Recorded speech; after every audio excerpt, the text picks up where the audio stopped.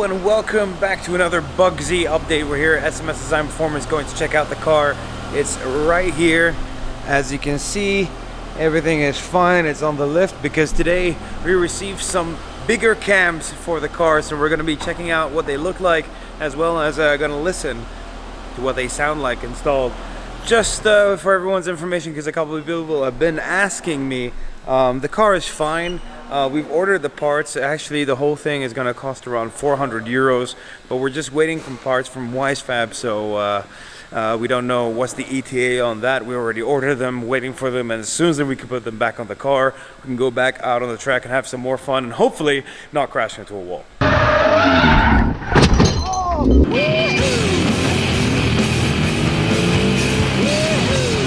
Alright, so here are the cams we got in from Jim Wolf Technology, allowing us just a little bit more lift on the lobe.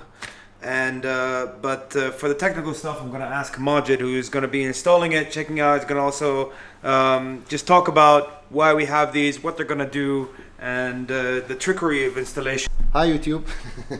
Yeah, we have 4 camshafts from Jim Wolf Technology. They're 272 cams with a 12mm lift.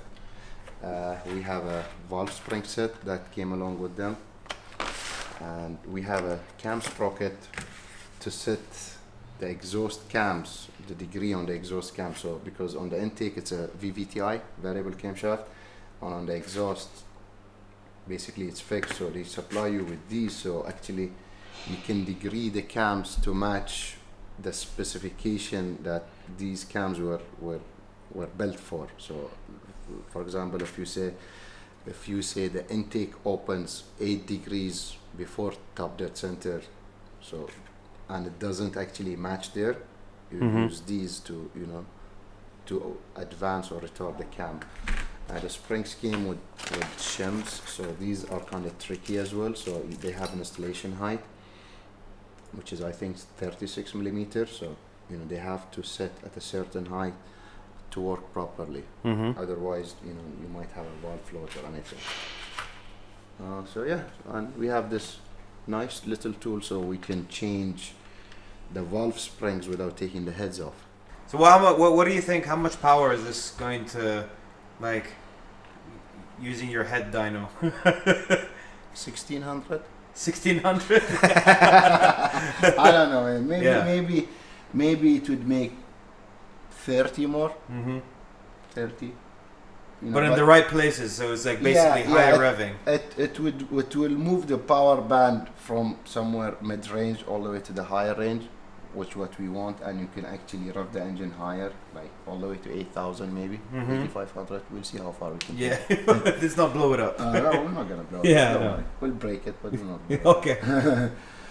But yeah, so that's the reason people change cams or have aftermarket cams, because they want to move the power band, because the car was designed from the factory, you know, to drive you from point A to point B, and you know it was designed to operate efficiently between 2,000 and 4,500 or 5,000 RPM. You know, that's the range where everybody is, you know, on a daily travel car. But when we want to race cars, you know, want to make more power, we have to rev them higher, and basically the stock cam cannot actually maintain the power up top, so you start losing power, even though you can rev it higher, but you know the valves can't keep up, the springs. Yeah, the springs can't keep up, so you end up with having valve float.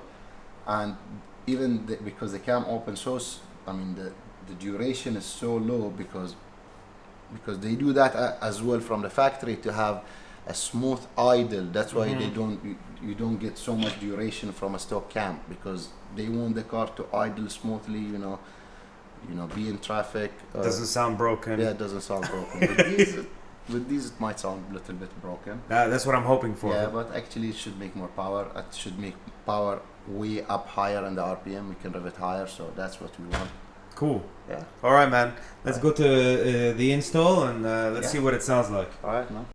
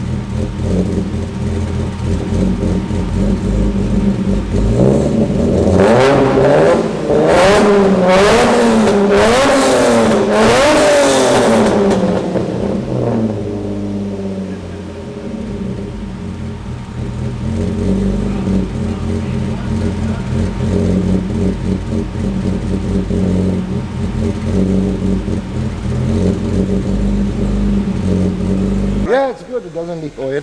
It's good. Okay, good. No oil leak.